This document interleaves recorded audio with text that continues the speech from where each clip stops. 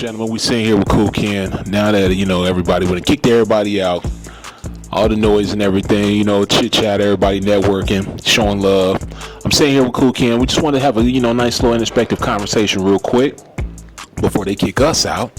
But wanted to chat with you, So doing an album like this, 15 records, 15 songs, in a time where people normally just drop singles and that's it, What was your thought process in going into something like this, into a undertaking like this?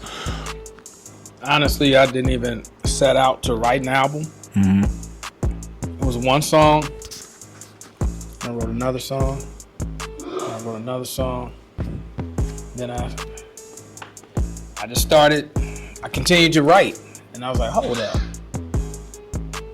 It went from, I was like, okay, I'll just do like an EP. Yeah. And I just said, I got enough songs doing an album. So I had 20. I got 25 new songs. I condensed it down to 15. I chose what I thought was the best 15 out of the 25. 25? Yeah, so I'm sitting crazy on some other songs. I got some singles that I'm going to drop. Some things that were eclectic as well. That's what I like to say they are. But I'm proud of myself on this production, on this album. Yeah. It's good. I got good producers on it. Yeah. They coached me up. Yeah, so big shout out to the producers. High Tech. I was about to ask you that. Yeah, he blessed me with a great track. It's called Get Your Mind Right. It's a video that's available right now on YouTube, and it's doing very, very well. Well, I mean, even to segue into that conversation, how did you link up with High Tech for that? I've known High Tech for some years. And every time I would see him, I said, hey, man, you should do something. And, High Tech is really particular. He don't just work with anybody. So I just feel real blessed that he saw something in me and was like, you know what? Let's work. Yeah. So, shout out to Tech.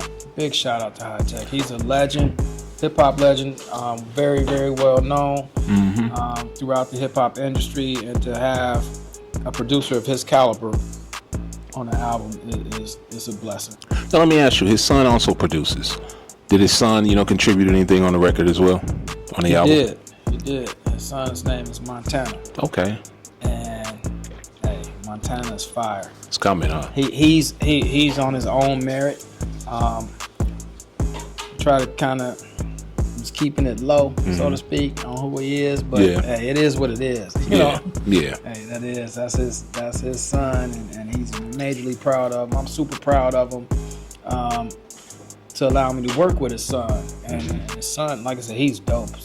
So listen out for Montana. He's dope. So you know what, in this music industry, and we've been involved in this for so long.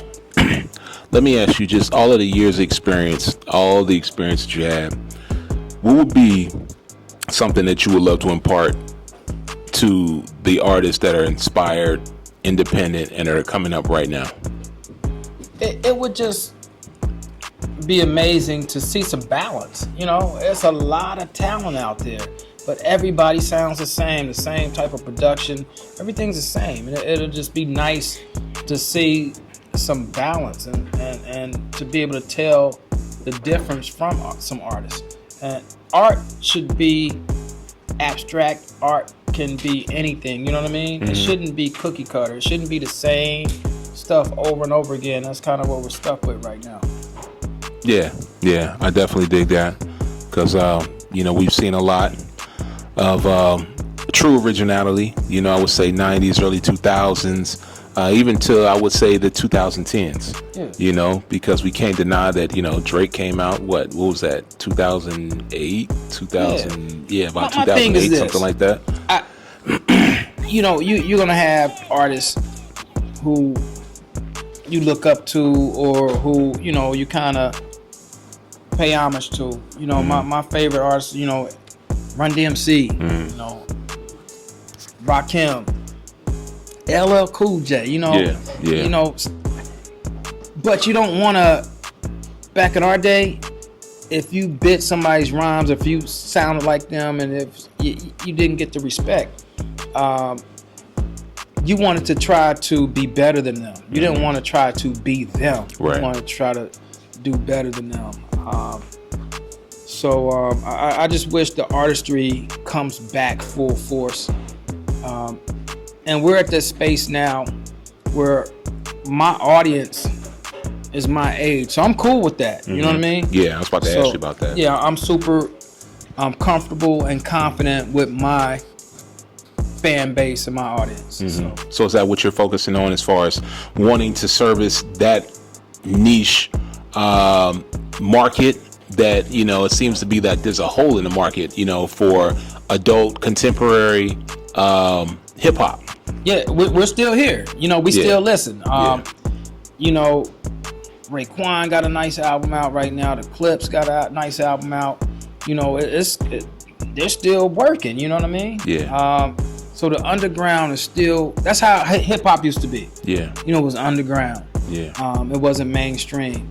So they flip-flopped the game. You know, so the mainstream artists, the true hip hop artists, who we call true hip hop artists, you know, they're older now and it's underground, but we're still out here working. That's a fact. That's a fact. Well, you know what, you guys, you heard it here first. You know, Cool Ken, today is the 9/17 album release, birthday. And I'm just glad to see that, you know, there's still artists that are, you know, actually rolling out their projects and creating noise, organic noise, meeting and getting with the fans, you know, in ground zero, you know what I'm saying, putting boots on the ground and really connecting. Is there anything else you want to say before we leave? I want to say thank you for the opportunity coming out and giving me the platform to speak on. So I appreciate you as well. And to everybody out there, hip hop is still alive. You know, just give us an opportunity. It's here. You just gotta search for it a little bit, and you can find me everywhere at Cool Ken Z15. That's KOOLKEN Z15. Just please follow, support, share, and subscribe. That's what it is. Yo, signing off. It's your man Barry Bonds, A&R Report. I'm here with Cool Ken. You already know what it is.